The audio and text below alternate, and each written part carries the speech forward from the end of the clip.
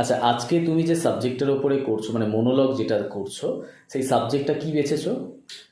Sir, গোড়ার আত্মবোধন, গোড়ার আত্মবোধন, হ্যাঁ। কবিগুরু রবীন্দ্রনাথ ঠাকুরের লেখা একটা নাটক। আচ্ছা, ভেরি গুড। 25শে বৈশাখ আসছে, কবিগুরু রবীন্দ্রনাথ ঠাকুরের জন্মদিন উপলক্ষে। এটা একটা স্পেশাল বিষয়। তুমি যেটা সাবজেক্টটা ধরেছো ভীষণ টাফ এবং খুব সুন্দর একটা সাবজেক্ট। দেখি কতটা করে তুলতে পারো, ফুটিয়ে তুলতে হবে তোমাকে সুন্দরভাবে। চলো, রেডি, Yes, স্যার। অ্যাকশন। আমি জানি যে পরিচয়কে আমি আজ এতদিন বুকের মধ্যে আগুনের মতো চেপে ধরে রেখেছিলাম, সেই পরিচয় আজ হাওয়ায় মিলিয়ে গেল।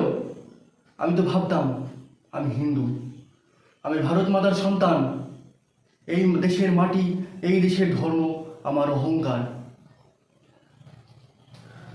আমি মানুষকে বিচার করেছি ধর্ম দিয়ে, যাকে ভালোবাসতে চেয়েছি তাকে ত্যাগ করেছি শাস্ত্রের বেড়াজালে, যাকে হৃদয় হৃদয় দিতে চেয়েছি তাকে হৃদয় দিতে পারিনি দেশমাতার নামে।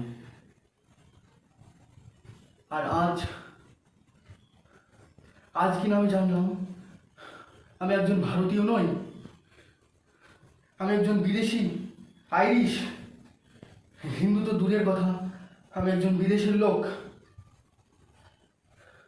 তাহলে এত ভালোবাসা, এত ত্যাগ সবই কি মিথ্যা?